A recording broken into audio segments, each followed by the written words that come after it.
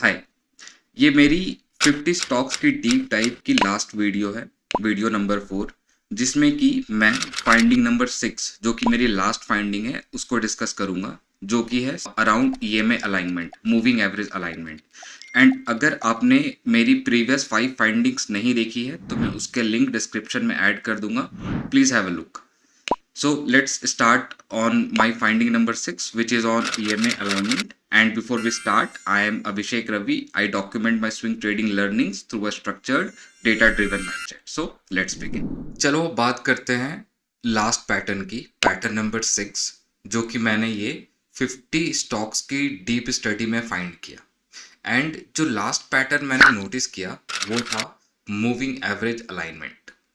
देखो, as a beginner मैंने ये नोटिस किया है कि जब भी एक स्ट्रॉन्ग स्टॉक होता है तो वो मोर और less most of the cases में जो मूविंग एवरेज होते हैं ना उसको रिस्पेक्ट करता है, उसको टच करता है, उसके अराउंड कंसोलिडेट करता है एंड देन फिर वो नेक्स्ट बिग रैली देता है। तो चलो इसे डिस्कस करते हैं कि मूविंग एवरेज अलाइनमेंट क्या होती है।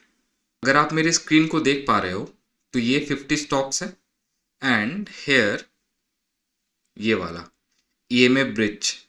मूविंग एवरेज दो टाइप से हम ले सकते हैं, दोनों मोर और लेस सेम ही होते हैं। एक अपना सिंपल मूविंग एवरेज, एक होता है exponentially moving average. So what I am using is exponentially moving average. अगर आप दोनों में डिफरेंस क्या होता है अगर आपको ये जानना है तो आप वीडियो में कमेंट करो, मैं इस पे वीडियो ले आऊँगा। तो चलो लेट्स से अगर मैं इस पे एक पिवट बनाता हूँ, लेट्स से इस पे एक मैं पिवट इंसर्ट करता हूँ। जो 50 स्टॉक्स है उसको मैं काउंट करता हूँ और ईएमए ब्रिज को मैं रोज में डालता हूँ। ये देखो आप, तो अगर मैं परसेंटेज लूँ equal to B5 divided by B6 और ये क्या होगा equal to B4 divided by B6, है ना। ये देखो, तो मैंने ये नोटिस किया कि जब एक स्टॉक करेक्ट करता है तो जब मैंने 50 स्टॉक्स पे रिसर्च की तो आउट उसमें से 86% स्टॉक्स ने अपने 10, 20 और 50 ईएमए को ब्रीच किया, उसके नीचे आया एंड वहां से उसने बाउंस बैक किया। एंड 14% केस में उसने बस 10 और 20 मूविंग एवरेज को ब्रीच किया। तो चलो इसको एग्जांपल से समझते हैं कि इसका क्या मतलब है। अगर मैं कुछ रैंडम एग्जांपल्स लूँ, चलो नीचे से लेते हैं, लेट से ये ले लेते हैं LTTS। अगर मैं इसके चार्ट खोलूँ, इसने मूव कहाँ से दिया, इस कॉलम में क्या है मेरे पास, रैली स्टार्ट डेट और रैली एंड डेट। ये देखो, है ना। इसने 29 में 2020 से मूव देना स्टार्ट किया। चलो चलता है 29 में 2020।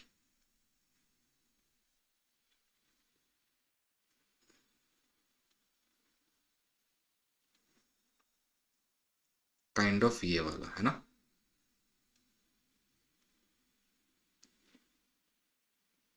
यस, काइंड ऑफ यहाँ से इसने मूव स्टार्ट किया। देखो, पहले मैं इसे हटा देता हूँ।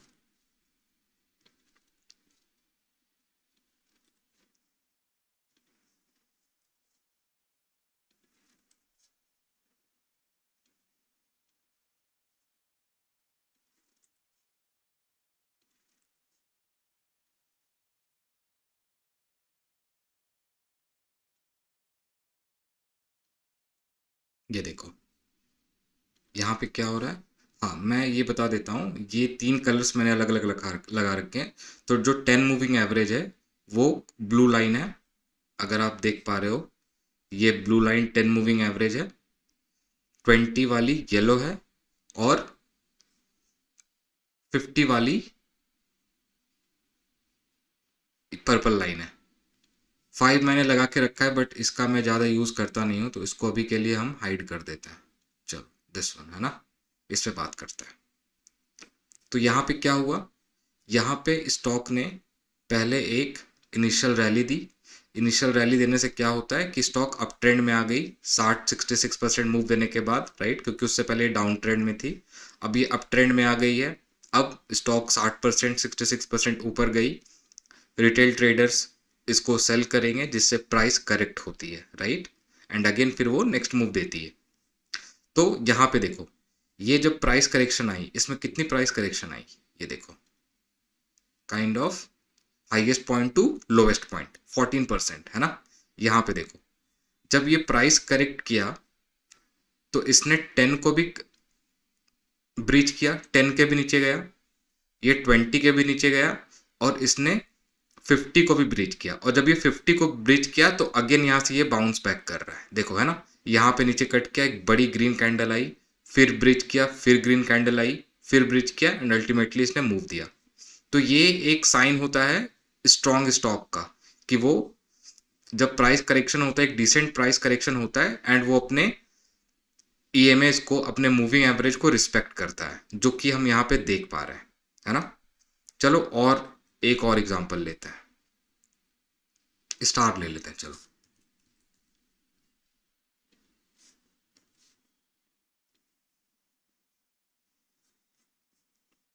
इसने कब से मूव दिया,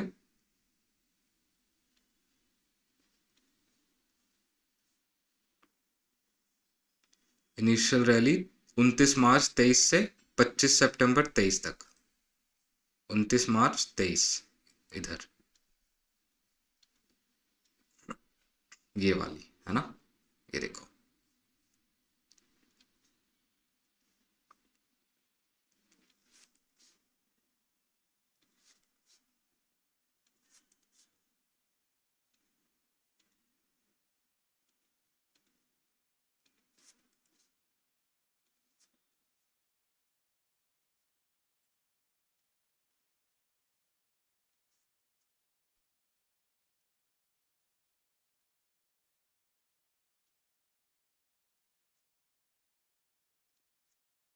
ये देखो यहाँ पे क्या हो रहा है,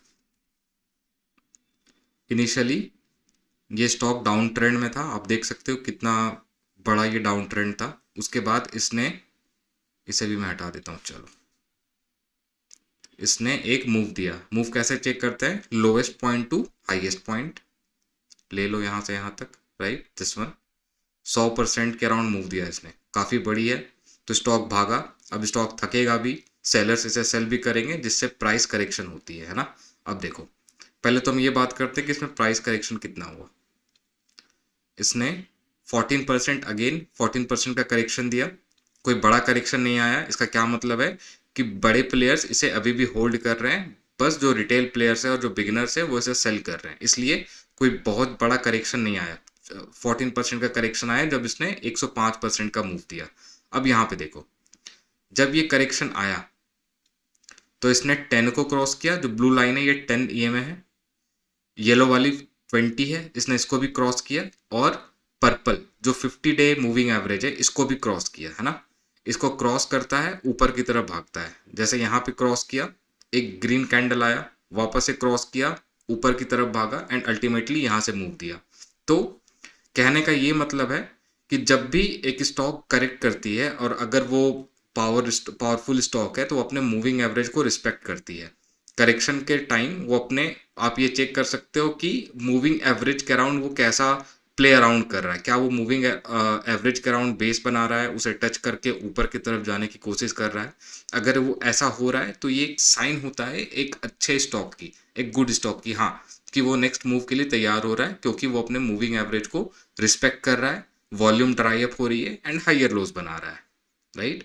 तो जब भी, जैसे कि आप यहाँ पे देख पा रहे हो कि ऐसा 86% केसेस में हुआ, जहाँ देखो अल्टीमेटली सारे केसेस में इसने 100% में तो इसने 10 और 20 को ब्रीच किया ही है, और 80% में इसने 10, 20 और 50 सबको ब्रीच किया, right. So this should we keep in mind कि जब भी एक स्टॉक करेक्ट करती है, एंड अगर ये 10, 20 या 50 मूविंग एवरेज के नीचे चली जाती है और वहां से बाउंस बैक करती है, तो एक साइन होता है एक अच्छे एंड गुड स्टॉक का। तो इस 2 वीडियोस के सीरीज में हमने 6 इंपॉर्टेंट पैटर्न्स हम लोगों ने डिस्कस किए, कि जो मैंने नोटिस किए थे कि वो कौन 6 पैटर्न्स है जो कि एक स्टॉक में रिपीट होती है। पहला था, अगर मैं याद दिलाऊं तो जब भी एक मूव स्टार्ट होती है तो एक बड़े ग्रीन कैंडल के साथ होती है और उस दिन उसकी वॉल्यूम भी काफ़ी ज़्यादा होती है compare to previous few days. Second pattern क्या था कि जो जब भी एक स्टॉक बेस बनाता है फर्स्ट मूव देने के बाद, तो बेस में जो वॉल्यूम है वो धीरे धीरे कम होती है, वॉल्यूम ड्राई होने लगती है। उसका क्या मतलब है? उसका ये मतलब है कि जो ओवरहेड सप्लाई है वो कम हो रही है, धीरे धीरे कम हो रही है। तो जब एक बड़ा मूव आएगा तो डिमांड बढ़ जाएगी। थर्ड इम्पॉर्टेंट पैटर्न क्या था कि कंसोलिडेशन की एंड में कुछ दिन में या लास्ट महीने में वो हायर लोज बनाता है। हायर लोज क्या बताएगा हमें कि जो बायर्स है वो डोमिनेंट हो रहे हैं, वो स्टॉक को ऊपर की तरफ पुश कर रहा है। एंड आज जो हमने फोर्थ इंपॉर्टेंट पैटर्न डिस्कस किया वो क्या था? Initial rally. कि स्टॉक मूव देने से पहले इनिशियल अप ट्रेंड में होना चाहिए। क्यों? क्योंकि अगर स्टॉक नीचे की तरफ है, अगर वो डाउनवर्ड ट्रेंड में, तो हमें नहीं पता कि वो कितना नीचे जाएगा। तो एज अ बिगिनर हमें बस उन स्टॉक को लेना चाहिए जो पहले से अप ट्रेंड में हो। फिफ्थ पॉइंट हमने क्या डिस्कस किया? फिफ्थ पॉइंट था इनिशियल करेक्शन, जिसमें हमने सीखा कि जो इनिशियल करेक्शन होती है वो इसलिए आती है क्योंकि जब स्टॉक बहुत ऊपर जाता है तो हम हमेशा ऊपर नहीं जा सकता, स्टॉक थकता भी है। और ऐसा इसलिए होता है क्योंकि जो सेलर्स होते हैं वो स्टॉक को सेल करेंगे, जिससे कि स्टॉक की प्राइस नीचे की तरफ आती है। एंड जो करेक्शन है ये शैलो होना चाहिए। मान लो अगर कोई स्टॉक 40% पर 40-50% मूव दिया और उसमें से वो 40% करेक्ट ही कर जा रहा है, तो क्या मतलब है कि वो जो करेक्शन आई बहुत बड़ी आई है। इसका मतलब ये भी हो सकता है कि जो बड़े प्लेयर्स है उससे बाहर निकल रहा है, राइट। करेक्शन शैलो होना चाहिए। जो मेजर करेक्शन है वो वीक प्लेयर्स या फिर जो रिटेल ट्रेडर्स है उसके थ्रू ही आनी चाहिए। एंड जो लास्ट पॉइंट हमने डिस्कस किया वो था EMA alignment, moving average alignment. कि जब भी एक स्टॉक करेक्ट करती है तो उसका पैटर्न नोटिस करो कि वो मूविंग एवरेज के अराउंड कैसा रिस्पॉन्ड कर रही है। क्योंकि हमने ये देखा कि आउट ऑफ 50 स्टॉक्स में कितनी परसेंटेज था, एक बार मैं चेक कर लेता हूँ। इट वाज अराउंड यस 86% है ना। जो हमने रिसर्च किया 86% ऑफ द स्टॉक्स में जो स्टॉक्स थे वो अपने 10, 20 एंड 50 मूविंग एवरेज को ब्रीच किया, राइट। तो ये चीज़ें हमें ध्यान में रखनी चाहिए एक स्टॉक को सेलेक्ट करने से पहले। तो ये तो था हमारा डेली का स्ट्रक्चर कि एक आइडियल स्टॉक, एक पावरफुल स्टॉक कैसा दिखता है, कैसा बिहेव करता है एक बड़े मूव देने से पहले।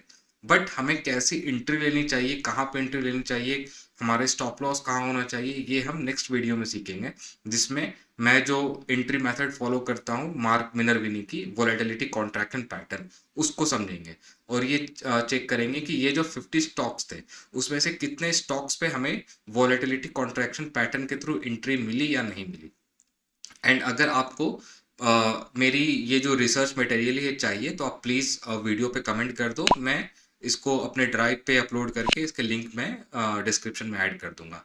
एंड अगर आपको ये वीडियो अच्छी लगी हो, हेल्पफुल लगी हो, तो प्लीज़ चैनल को सब्सक्राइब कर लीजिए ऐसे ही स्ट्रक्चर्ड ट्रेडिंग लर्निंग्स के लिए। एंड तब तक के लिए थैंक यू।